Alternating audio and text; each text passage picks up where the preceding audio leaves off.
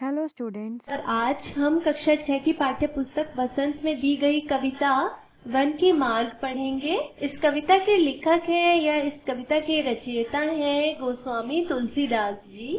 कविता को शुरू करने से पहले आइए इस कविता के बारे में थोड़ा सा जान लेते हैं कि इसका प्रसंग क्या है। प्रस्तुत कविता गोस्वामी तुलसीदास जी द्वारा रचित कवितावली नाम के काव्य से ली गई है और इसमें प्रयुक्त की गई भाषा ब्रज भाषा है।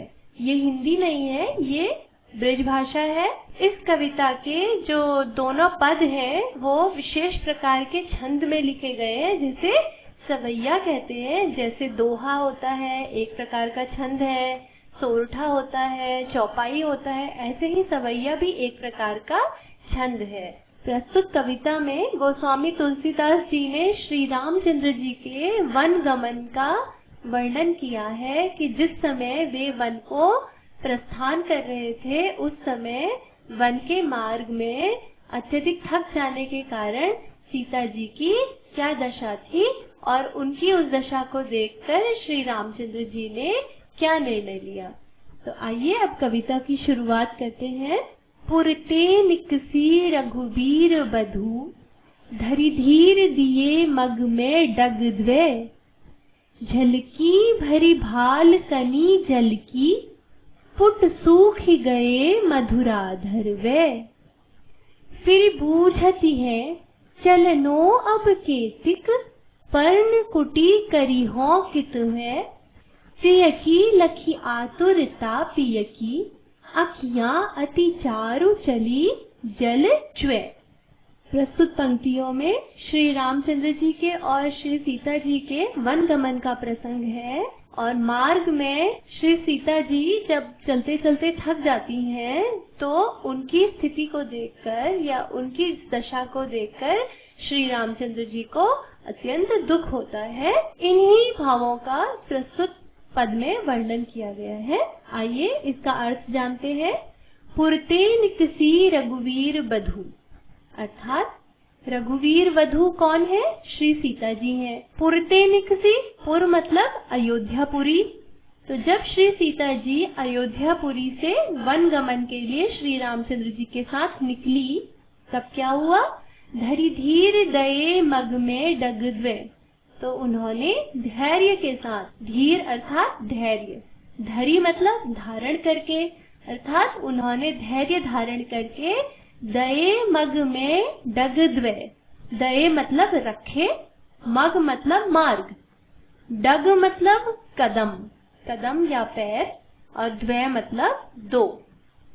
अर्थात जब श्री सीता जी श्री रामचंद्र जी के साथ अयोध्यापुरी से वन गमन के लिए निकली तो उन्होंने अत्यंत धैर्य के साथ अपने दोनों पदों को रास्ते में रखा, अर्थात उन्होंने अत्यंत धैर्य के साथ मार्ग में चलना आरंभ किया।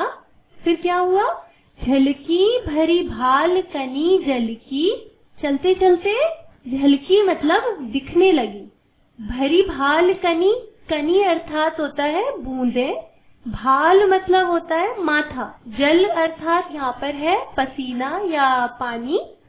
झलकी भरी भाल कनी जल की अर्थात हो गया कि चलते चलते वे मार्ग में थक गईं और उनके माथे पर पसीने की बूंदें झलकने लगी या दिखाई देने लगी। और पुट सूखी गए मधुराधर वे, पुट मतलब होता है पात्र, सूखी गए मतलब सूखना, तो हम सबको पता है सूखना।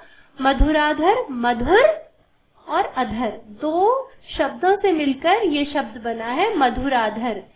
मधुर अधर, अधर मतलब होता है होठ और मधुर मतलब होता है सुंदर। तो अर्थ हुआ पुट सूख गए मधुराधर वे, अर्थात उनके सुंदर होठ रूपी जो पात्र थे वो सूख गए, वो अत्यंत श्रम के कारण उनके होठ भी सूख गए, उनके माथे से पसीने की बूंदें झलकने लगी और उनके दोनों होठ सूख गए। आगे, फिर बूझती है चलनो अब केतिक, पर्ण कुटी करी हो कृत वे। फिर मतलब फिर, बूझती है, बूझना अर्थात पूछना, पूछती हैं। किससे पूछेंगी? श्री रामचंद्र जी से। तो वे श्री रामचंद्र जी से पूछती हैं। तो वे श्री रामचंद्र जी से पूछती हैं, क्या पूछती हैं? चलनो अब केतिक। चलनो मतलब चलना और केतिक मतलब कितना। तो क्या पूछती हैं कि हे प्रभु, अब हमें और कितना चलना है? पर्णकुटी करिहो कित हुए।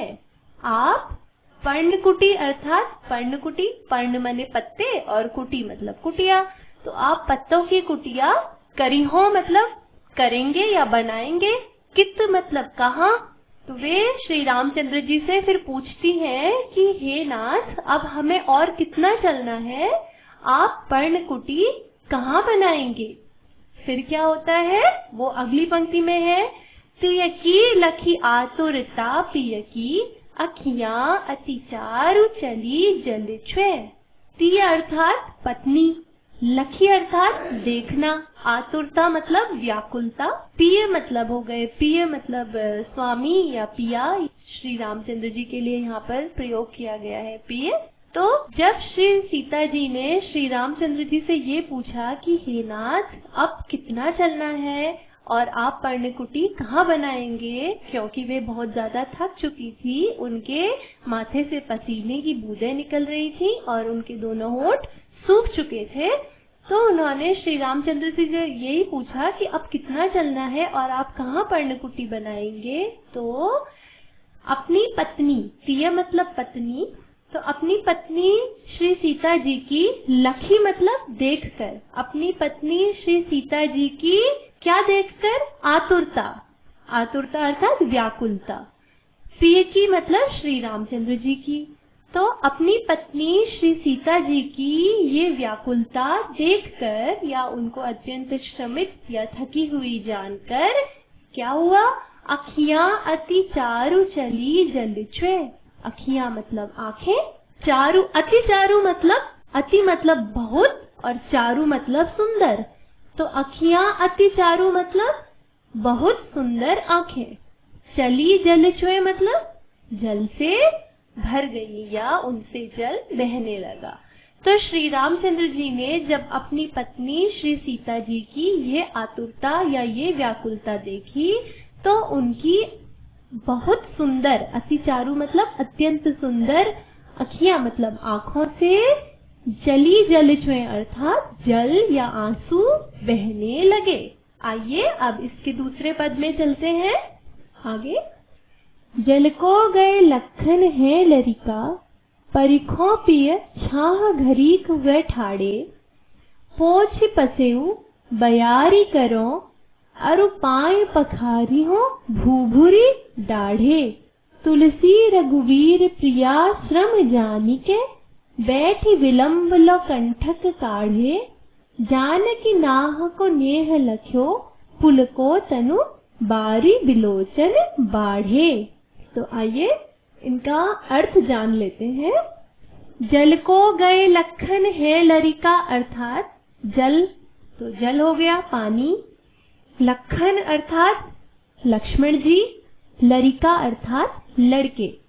यहाँ पर श्री सीता जी श्री रामचंद्र जी से अब कह रही हैं, वे क्या कह रही हैं? वो कह रही हैं कि तो जल लेने के लिए गए लक्ष्मण जी छोटे बालक हैं, परिखों पिए छाह घरीक है ठाड़े, छोटे बालक हैं तो उनको आने में समय लग सकता है।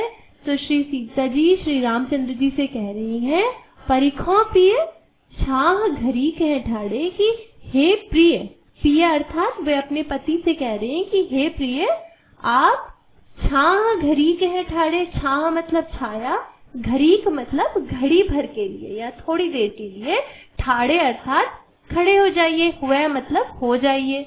वे कह रही है कि जल लेने के लिए लक्ष्मण जी गए तो हैं, पर वे छोटे बालक हैं, तो इसलिए उन्हें आने में विलंब भी हो सकता है।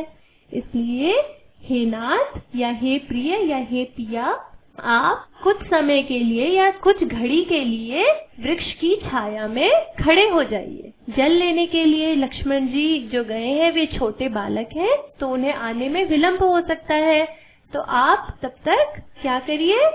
वृक्ष की छाया में कुछ घड़ी के लिए खड़े हो जाइए। पोछ पसेऊ बयारी करो, अरु पाय पखारी हो भूभुरी डाढ़े। तब तक मैं क्या करूंगी, पोछ पसेऊ, पोछी मतलब पोछना, पसेऊ मतलब पसीना, तब तक मैं आपका पसीना पोछ देती हूँ। बयारी करो और आपको हवा कर देती हूँ। बयारी अर्थात हवा, बयार मतलब हवा होता है। तो वे कह रही हैं कि आप पेड़ के नीचे खड़े हो जाइए या 2 घड़ी के लिए वृक्ष के नीचे खड़े हो जाइए, मैं आपका पसीना पोंछ के आपको हवा कर देती हूँ। अरु पाए पखारी हो भूभुरी डाढ़े, भूभुरी डाढ़े अर्थात गर्म रेत से जले हुए, पाए पखारी हो अर्थात पांवों को धो देती हूँ। अरु मतलब और। तो वे कह रही हैं कि तब तक मैं आपका पसीना पोंछ देती हूँ, आपको हवा कर देती हूँ और आपके गर्म रेत से जले हुए पैरों को धो देती हूँ। आगे है, तुलसी रघुवीर प्रिया श्रम जानी के बैठी विलंबिलो कंटक काढ़े। अब ये तो श्री सीता जी कह रही हैं, पर श्री रामचंद्र जी क्या सोच रहे हैं? जब श्री सीता जी ने रामचंद्र जी से ऐसा कहा, तब रामचंद्र जी ये समझ गए कि श्री सीता जी थक गई है। तुलसी यानी तुलसीदास जी कहते हैं, रघुवीर मतलब श्री रामचंद्र जी, प्रिया अर्थात सीता जी। उन्होंने रामचंद्र जी के लिए ऊपर प्रिय का प्रयोग किया था। अब श्री सीता जी के लिए रामचंद्र जी प्रिया का प्रयोग कर रहे हैं। तो तुलसीदास जी कहते हैं कि रघुवीर यानी श्री रामचंद्र जी अपनी प्रिया श्री सीता जी को श्रम जानी के, श्रम मतलब थकी हुई जान के, बैठी विलंबिलो कंटक काढ़े। वो क्या कहते हैं, कुछ विलंब मतलब कुछ समय के लिए बैठ जाते हैं और अपने पैरों में चुभे हुए कांटों को निकालने लगते हैं। अब क्या हुआ, फिर जान की नाह को नेह लख्यो पुलको तनु बारी विलोचन बाढ़े। अब ये तो श्री रामचंद्र जी की बात हुई।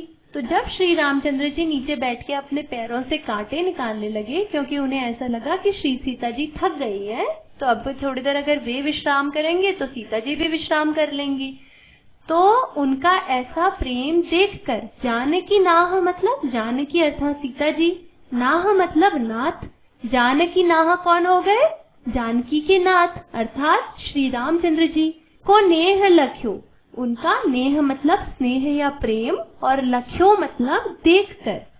जानकी नाह को नेह लख्यो अर्थात इस लाइन का अर्थ हो गया श्री रामचंद्र जी का प्रेम देखकर पुलको तनु, पुलको तनु अर्थात पुलकित हो गया, तनु मतलब शरीर, पुलको मतलब पुलकित हो गया, तनु मतलब शरीर। श्री रामचंद्र जी का अपने प्रति ऐसा प्रेम देखकर श्री सीता जी का शरीर पुलकित हो गया।